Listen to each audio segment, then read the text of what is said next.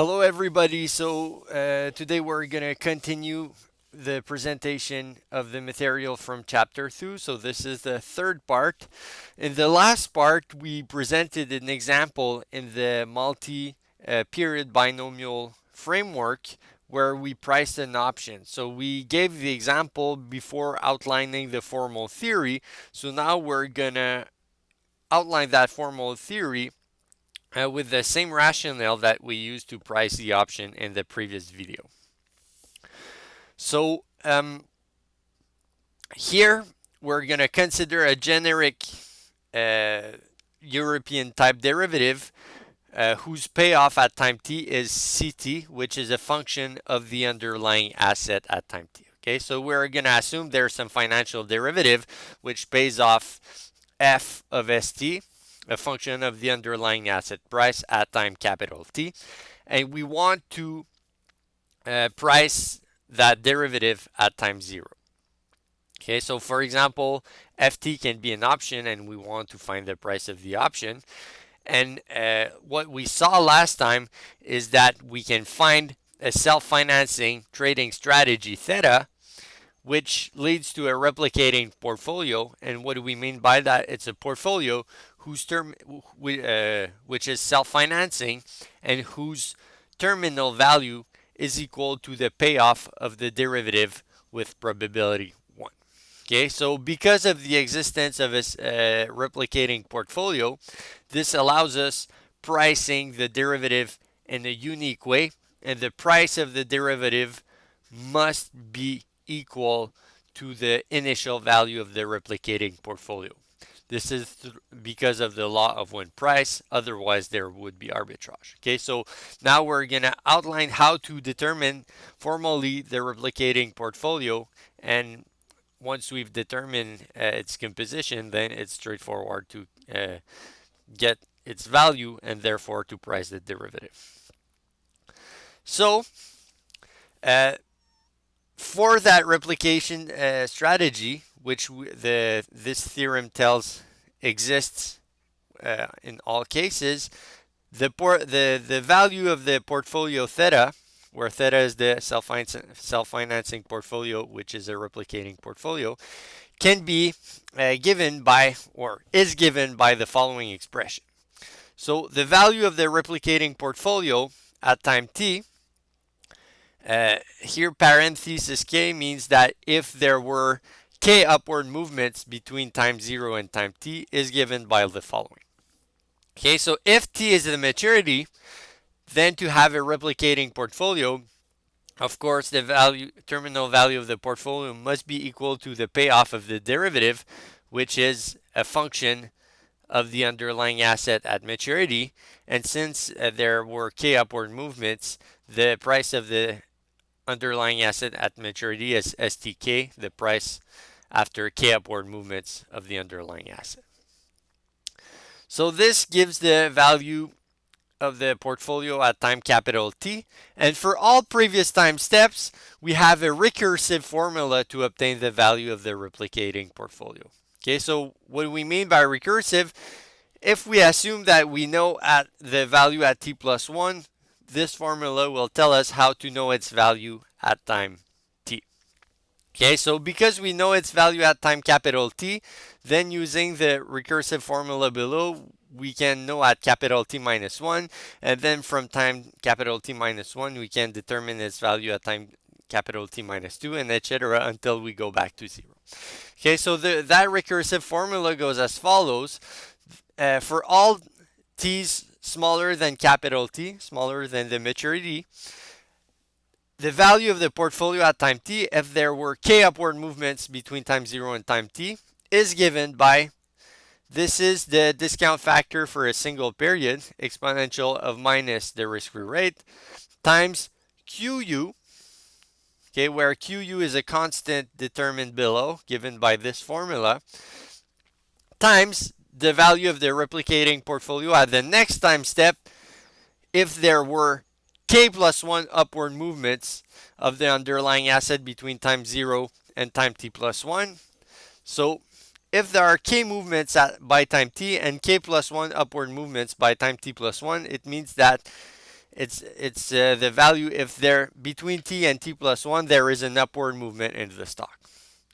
Plus QD, so QD is 1 minus that constant QU defined here, times VT plus 1K. So this is the portfolio, replicating portfolio at the next time step if there's a downward movement in the stock at the next step, because if there are K upward movements of the stock by time T and K upward movements by time T plus 1, it means that no upward movement occurred between time T and T plus 1, which entails that the stock went down between T and T plus 1.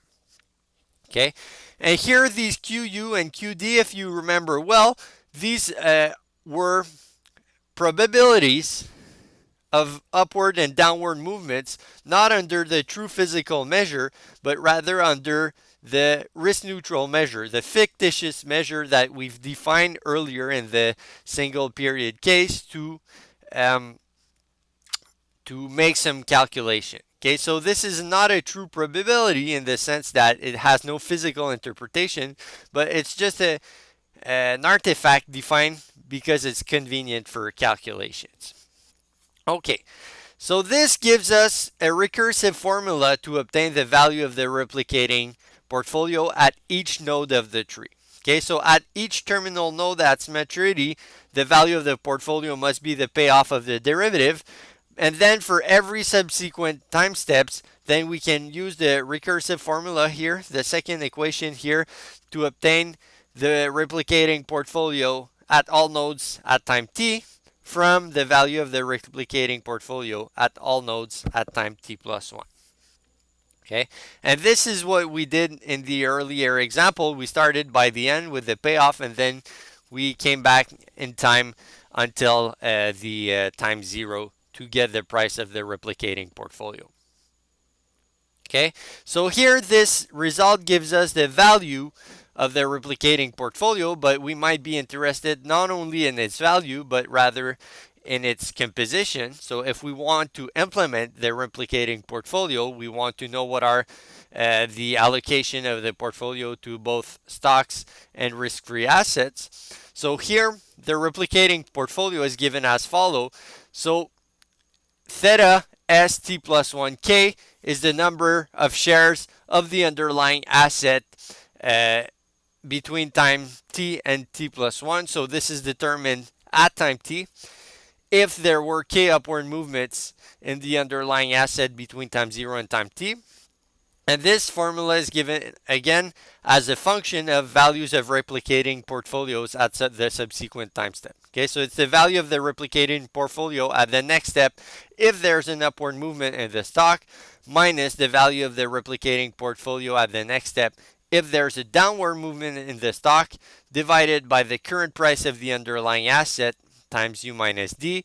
And we have also the formula relying on similar quantities for the number of shares of the risk-free asset between time t and t plus 1, given that there were k upward movements in the stock between time 0 and time t.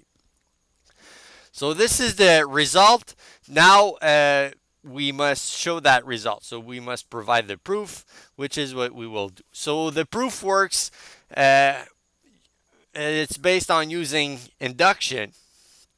Okay, so instead of having forward induction as you might usually see, we're going to use backward induction. So we are going to start by the end and we're going to go back until time 0. Okay, so the initial step of the proof by induction, instead of being at time 0, it's at time capital T. It's the last step before we go back in time. Okay, so trivially, if there's a replicating portfolio, it must be that the value of the portfolio at time capital T must be the payoff of the option with probability 1. So in all scenarios. So clearly, if we can set up a portfolio whose time capital T value has the payoff as terminal value, the payoff of the derivative as terminal value for any scenario possible, so for any possible number of upward movements in the stock, then this portfolio would be replicating.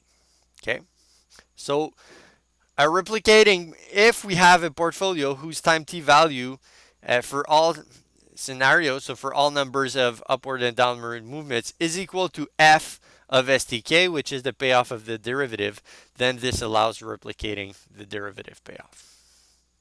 Okay, so this is the initial step of the induction. Now we're going to use the induction step. So we're going to assume that this holds at t plus 1, and we're going to show that this must hold at time t. Okay, so it's a backward induction. So we assume true at t plus 1. We show it's true at t. So our induction hypothesis will be that we suppose that at time t plus 1, for any I, where I represents the number of upward movements in the stocks between time 0 and time t plus 1, we're going to assume that if you have a portfolio value who's equal to vt plus 1 I, okay, where vt plus 1 I was defined in the theorem. So if we go back here, okay, so this maybe here this should be v small t I. Okay, sorry, forget about what I just said here. Okay, here let's say that, okay, sorry, forget about my last sentence. Okay, so if we have a portfolio where every time we're at time t plus 1 and there were I upward movements, if for some set of vti, where vt plus 1 here is a function, if for all these cases we're able to replicate the portfolio at the end, then this will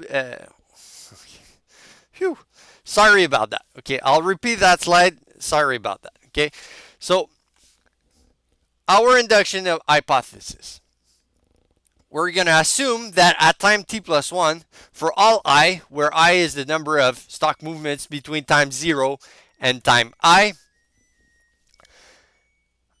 holding a portfolio whose value at time t plus 1 in the scenario I, so such in case there were I upward movements of the stock until time t plus 1, where which is equal to this value here, where this value is defined by this recursion here. So if this is the case, then we're able to construct a replicating portfolio. Okay, so what we assume in our induction hypothesis is that for every single value of I at time t plus 1, there exists a value vt plus 1 I, sorry, which allows replicating the portfolio at the end. So now what we're going to do, we're going to construct a portfolio at time t, which allows us obtaining all these values at time t plus 1 and thus replicating the portfolio. Okay, so suppose at time t, the underlying asset had exactly k upward movements by time t. Okay, so st is equal to stk. So what we want to have is to identify a portfolio composition, theta t plus 1. So theta t plus 1 is the portfolio composition between time t and time t plus 1, which would give which would lead to the following result. So if there's an upward movement in the stock, then we want our portfolio to be equal to vt plus 1 k plus 1, which is the value which allows replicating the portfolio, the derivative. And if there's a downward movement, we'd like that the portfolio be equal to vt plus 1k if the underlying asset goes down, whereby our induction hypothesis, this is the amount of money needed at node at time t plus 1 if there were k downward movements up to t plus 1 to replicate the derivative. Okay, so as per the induction hypothesis, the portfolio would allow would be replicating. It would allow having a final value of the portfolio equal to the derivative with probability 1. Okay, so is there such a portfolio composition theta t plus 1? And the answer is yes. Okay, so what we want a portfolio where Vt plus 1 is equal to that small Vt plus 1 k plus 1 if the underlying asset price goes up, and Vt plus 1k if the underlying asset price goes down. Okay, so this entails solving the following system of equations, two equations to unknown. So here, the value of the portfolio at time t plus 1 is given by what follows. So maybe I'll write this one. So Vt plus 1 is equal to theta t plus 1 b t plus 1 plus theta s t plus 1 st plus 1. Okay, so because of that, here, this the first line here, this is b t plus 1, theta b t plus 1, plus this is st plus 1 if there's an upward movement between time t and t plus 1. So it's the previous value of the stock times u times theta t plus 1, which is equal to the portfolio value we need for replication if there's an upward movement in the stock. Okay, conversely, the second equation represents what would happen if there's a downward movement in the stock. So the left side here, bt plus 1, theta bt plus 1, plus this is st plus 1 if there's a downward movement in the stock, times theta t plus 1 s is equal to vt plus 1 k. Okay, so here we have two equations, two unknowns. We're trying to find the composition of the portfolio such that this happens, and the solution to this system of equation can be calculated using usual algebraic manipulation. So we won't do it here, but I invite you at home to pause the video and obtain these values through algebra. So once you're done with that, then you have outlined values or a composition of the portfolio, which would lead to values allowing a replication at time t plus 1. Okay, so if you set up this portfolio, regardless of whether the stock goes up or down, you will be able to replicate the derivative starting by t plus 1. So because of that, if you're able to replicate the derivative under both scenarios, so going up from time t or going down from time t, it means that at this node at time t, you are also able to replicate the portfolio. Okay, so the portfolio we sought exists. So it's a portfolio whose value leads to necessarily amounts of capital at the next time step to replicate the portfolio. And the value of this portfolio here at time t, if there were k upward movements of the stock, it's given by theta t plus 1 sk st plus theta bt plus 1 bt. Okay, so why is that the case? It's because the portfolio we wanted is self-financing. Okay, so from the self-financing condition, we recall that, maybe I'm gonna write this, that here, because by definition the Vt is equal to, sorry, whoops, here theta ts st plus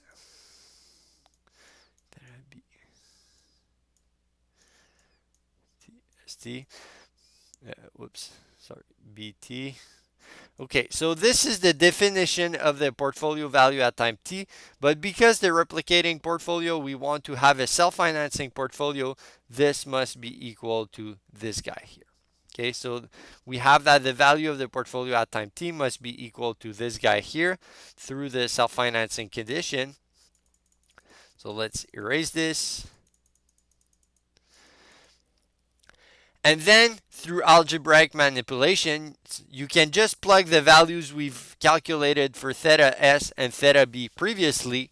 And then after some manipulations, you get to the following value, that this guy is equal to exponential of minus r qu vt plus 1 k plus 1, which is the amount of capital you need at time t plus 1 to replicate the derivative if there's k plus 1 upward movement in the stock, plus qd vt plus 1k, which was the amount of capital needed at time t plus 1 under the assumption of k upward movements in the stock by time t plus 1 to replicate the derivative. Okay, so this completes the proof. This is the recursive equation we had earlier. Okay, so now QU and QD, they were constants which were obtained through solving the previous system of equation here. So here we once we've solved for theta s, theta b, we could plug in this equation here, and after some calculation, there's a QU and QD that pops up, where QU and QD were defined. If we go back here, were defined according to this formula. Okay, QU is some constant which depends on R du, and QD it's 1 minus QU, so it's again some other constant which depends on R, D, and U. So if we go here, so again in the multi-period case, we can define what we call a risk-neutral measure. So this is an alternative probability measure which assigns a different probability to the various events. And events, what I mean is the sequence of upward and downward movements of the stocks. And so this risk neutral measure, as in the single period case, it's not a probability measure that is observed in practice. It's a fictitious probability measure simply to constructed to make calculations simpler. Okay. So under that probability measure, the probability of an upward movement of the stock at any time step is given by this formula here. Exponential of r minus d divided by u minus d. Okay, so here there's no p anywhere in there, which means that under this measure, the probability of goes up does not depend on what it was under the true physical measure p. Okay, and furthermore, because Q is a probability measure, the probability of a downward movement of the stock must be 1 minus the probability of an upward movement of the stock, which is 1 minus this guy. Okay, so here, furthermore, under that probability measure, we can assume that MIs, which are indicators which say if there's a jump at time I, we can assume that they're all independent under that probability measure. Okay, so we can define one such measure which assigns a different probability to the various outcomes of going up or going down at every steps, and then we can use this probability measure to provide a representation for the stock price, which not for the stock price, sorry, for derivatives price, which is more convenient for calculations. Okay.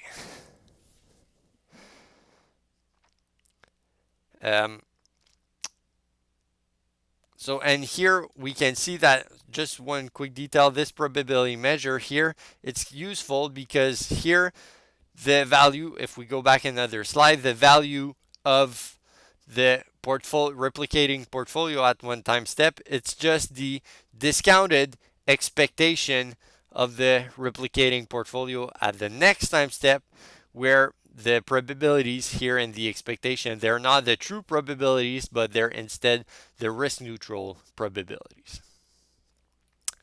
Okay. So this recalls what we said earlier. So in chapter 1, we saw that assuming the absence of arbitrage wasn't sufficient to specify prices of options in a unique way. Okay, so absence of arbitrage only entailed bounds on option prices. They did not specify a single value for them, a single possible value for them. However, what we did here in this chapter is we made additional assumptions.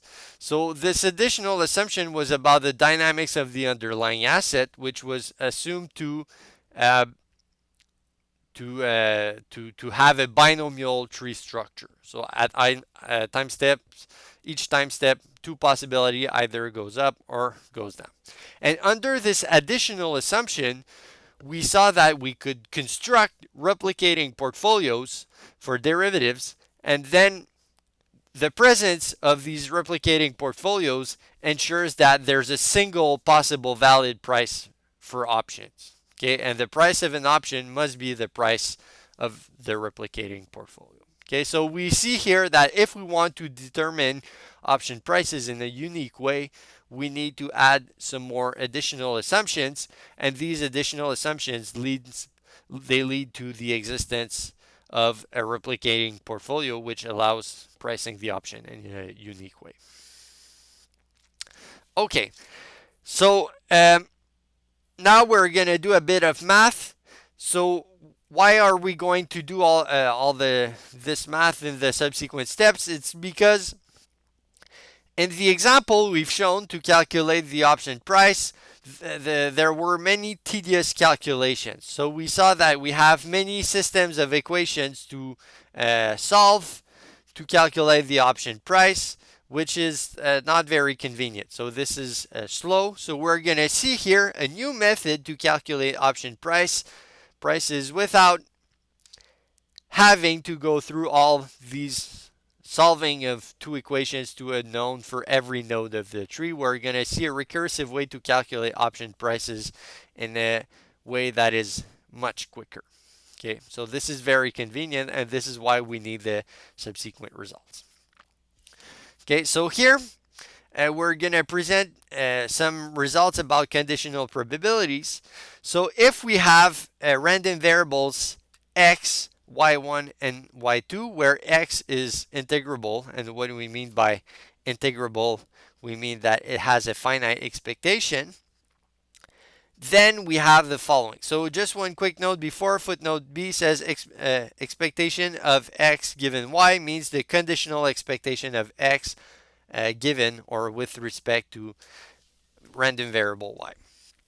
Okay, so here these results here. Maybe you haven't seen them in your probability class, but if you do an advanced probability class, these results are typically discussed. Okay, so the first result we must present to make subsequent calculations is the following.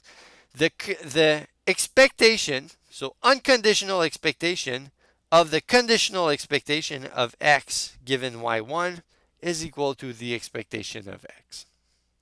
Okay, so the expectation of the conditional expectation of some random variable is the expectation of that random variable itself. Second result, the conditional expectation with respect to y1 of the conditional expectation of x with respect to y1 and y2 is equal to the conditional expectation of x given y1. Okay, so if there's additional information in the conditional expectation inside, so here there's more information, there's both y1 and y2, then you can express that double conditional expectation as a single conditional expectation where the information that is retained in that single one is the one from the outside conditional expectation, which contains less information. Okay, so we're going to use both these results to prove some theory subsequently. Okay. So theorem, first, well, we had already a glimpse of that result. looking at the second proof, but now we will show the following.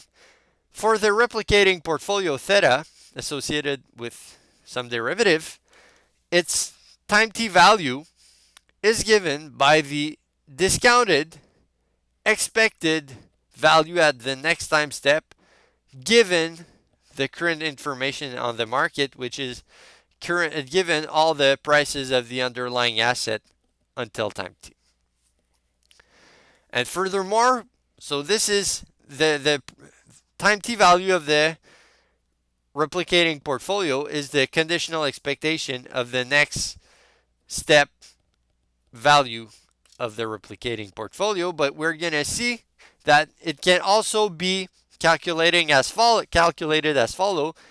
Vt can be the discount factor between small t and time capital T times the conditional expectation of the replicating portfolio value, but this time not at t plus 1, but at capital T. So at the end, given the current information, so given S0 until S small t.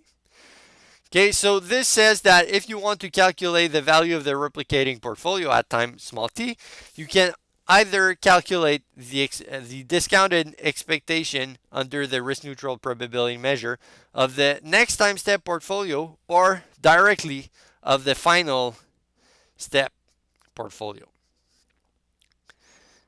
So let's prove that, and this theorem, it's going to be it's not that useful in itself, but we're going to see that it's going to be more useful after we present a consequence of this theorem. Okay, so let's prove this theorem first. Here, the first equality stems from the previous result we've seen. So we want to show first that the time t portfolio value is the discount factor times the risk-neutral expected discounted portfolio at the next time step given the current information here on the market. And how we obtain this equation? Well, this comes directly from the following equation we had. We saw in the previous proof or in the previous theorem that the time t value of the portfolio, given there were k upward movements in the stock, is equal to the discount factor times QU. So QU is the upward probability of a stock movements times the replicating portfolio at the next time step if there's an upward movement, plus QD times the value of the replicating portfolio at the next step if there's no downward movement. Okay, so this formula implies directly this one. Okay, but then we can use our lemma, which provided properties of conditional expectations to show the following. Okay, so here, Vt, we just showed that it's the discount factor times the conditional expectation of Vt plus 1.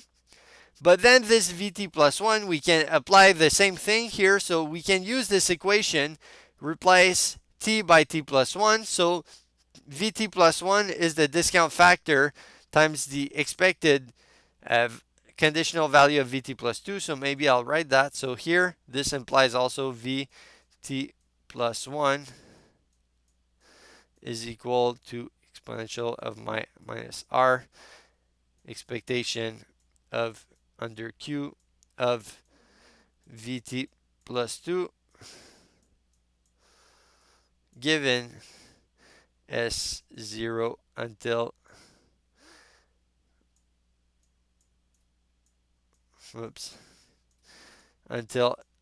Vst plus 1.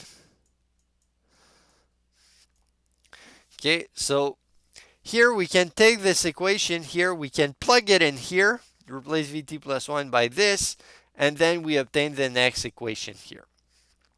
Okay, so here Vt is discount factor times the conditional expectation of, again, the discount factor times another conditional expectation of Vt plus 2. So here, what we see, there are multiple things we can see. First, this discount factor, it's a constant. We can take it out of the conditional expectation here. So this gives a conditional expectation of a conditional expectation of a random variable.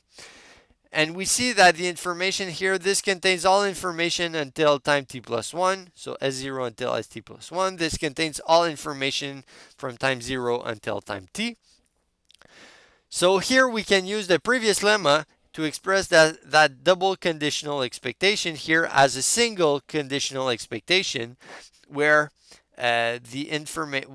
where we condition on the information of the outside conditional expectation, which contained less random variables. Okay, so here, using our previous lemma, we can go from here to here. So this is exponential of minus 2r, so discount factor for 2 periods, times the conditional expectation of the portfolio value in 2 steps given the current information. So here we can express Vt as a conditional expectation of Vt plus 2, and we can apply this trick again, and again, capital T minus T times, and then we would obtain the following result. V small t is equal to the discount factor for capital T minus T periods of the conditional expectation of Vt theta given the current information. Okay, so this concludes the proof of this result.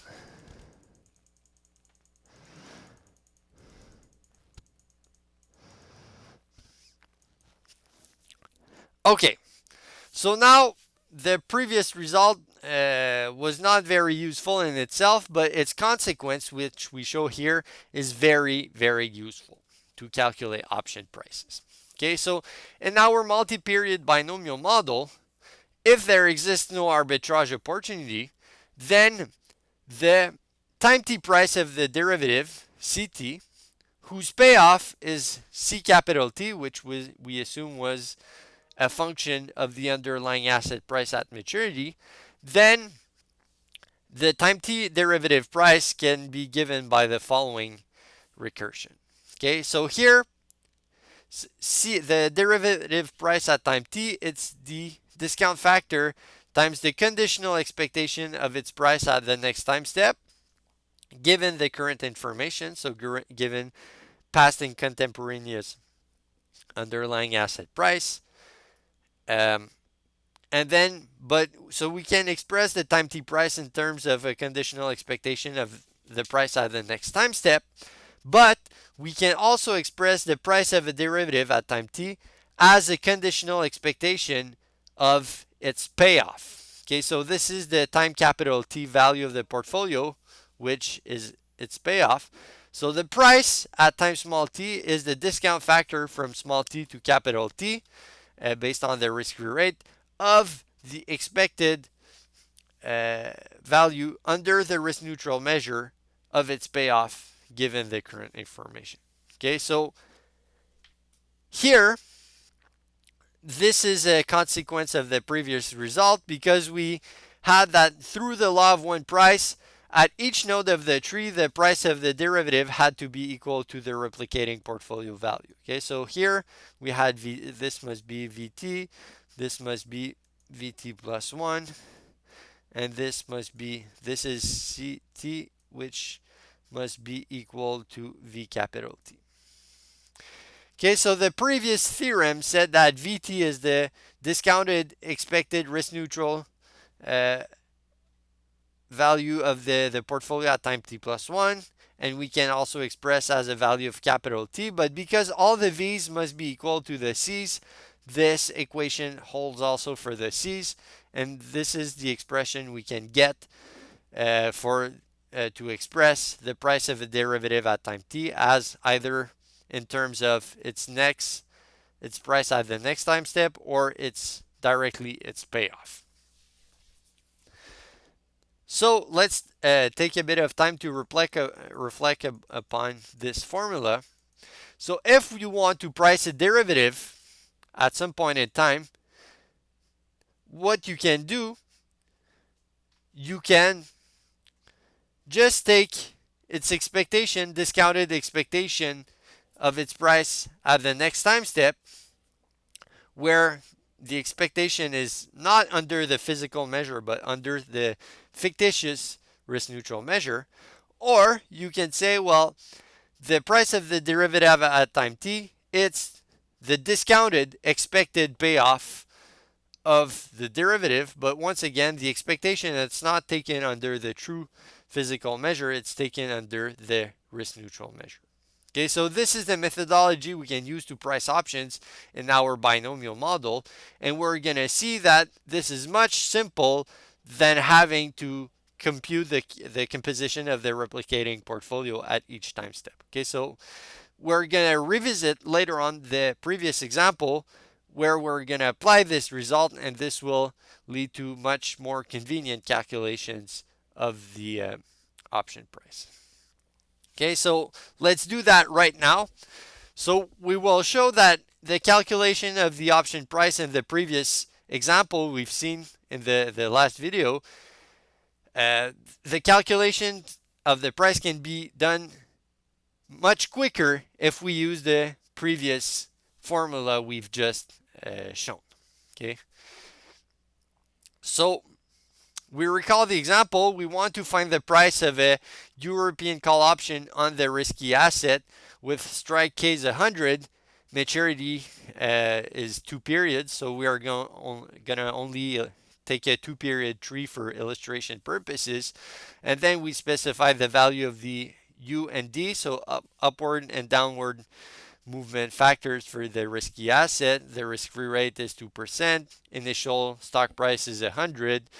P is equal to 0.6, and no, we assume the stock doesn't pay dividends. Okay, so here, as we mentioned earlier, we put P is equal to 0.6, but we're going to see that ultimately this value of P does not impact the price of the option. Okay, so the price of the option depends on risk neutral probabilities, which don't depend on this P. So if P was 0.7, 0.8, or 0.2, the same price of the option would be obtained.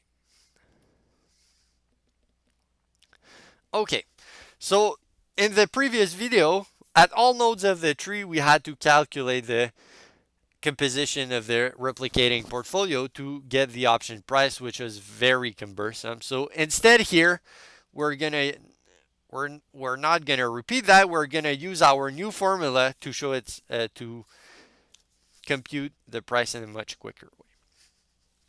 Okay, so we're gonna use what we call the risk neutral valuation formula, which is that the price at time t is the discount factor times the expected price at time t plus 1, conditional expectation of the price at time t plus 1, under not the physical measure, but rather the risk neutral measure.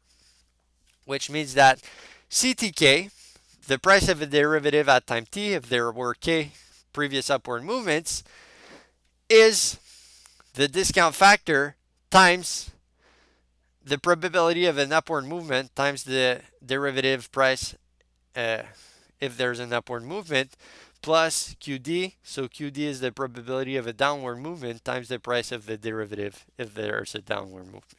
Okay, where Q and D, QU and QD were defined in terms of R, D, and U.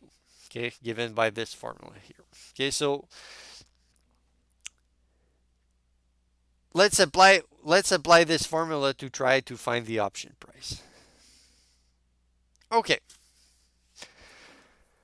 So when we calculate the option price, the first thing we should do again is to calculate the price of the derivative at the last node and at the last time step. And at the last time step, the derivative price is simply the payoff of the option, and this payoff we calculated earlier. Okay, so the payoff it's simply maximum between 0 and the terminal value of the stock price at each respective node minus the strike. So this we've calculated earlier. It's 25 in the upward node, 4.16 in the middle node, and 0 otherwise. Okay, so assume we have the price of the option at these two nodes. We want to find the price of the option at this node here. Okay, so instead of calculating the composition of the replicating portfolio, we're going to apply the previous equation to find the price of the option at this node. Okay, so here, the first thing we should do is to calculate the risk neutral probabilities. So we can just plug R, D, and U values of these quantities in this formula, and this gives us 47% probability of an upward movement in the stock under that fictitious probability measure Q, and a 52% probability of a downward movement. And then we have the following result. So through the risk neutral valuation formula, the price of the derivative at time 1, if there was one upward movement in the stock, so here at this node here there was one previous upward movement in the stock, then the price here is QU times the price of the derivative if there's an upward movement, plus QD times the derivative price if there's a downward movement, divided by exponential of R. Okay, so this is the discount factor. So we can plug values of QU here, QD here. R, it's also a known quantity, which is 2%. And then here, the price of the derivative, if there's an upward or a downward movement, we can go back here and take their value. So if there's an upward movement, the price is $25. If there's a downward movement, the price is $4. So we can plug these formulas here and directly obtain the price at the previous node, which is 13.98. Okay, so here this allows obtaining this value, and you can check with values previously derived. We obtain exactly the same value than earlier, except the computation was much quicker. Okay, so from that we can get the value of the price. The price of the derivative at this node. We can do the same calculation to obtain the price of the derivative at this node. So under similar calculation, we have that the price of the derivative at time 1 on the bottom node, so if there was a downward movement between time 0 and time 1, is QU times the price of the derivative if there's an upward movement. So this was $4 plus the price of the derivative, the probability of a downward movement times the price of the derivative if there's a downward movement, which was 0 in that case because the option ended up out of the money, divided by the interest rate accrual factor. So you can plug all these values and you obtain a price of the option of 1.936 at this node. Okay, so this allowed finding that the price at this node here is 1.936. And then finally, what remains here is to calculate this guy. Well, we can again use the risk neutral valuation formula to get this value. So the price at time 0 of the option must be QU, probability of an upward movement, times the derivative price at the upward node, plus QD times the derivative price if the underlying asset price goes down, divided by the interest rate accrual factor again. So we can plug all these values. So here QU is given, it's 47%. C11, we've calculated this value just in the previous slide. This was $13.98 plus QD. This is 52%. This value C10, we've just computed it. It's $1.936 divided by exponential of 0.02. And this is $7.5, which is the initial value of the option and the note.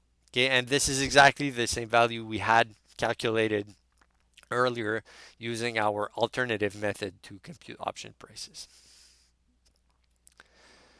Okay, so this we've seen another way to calculate option prices under the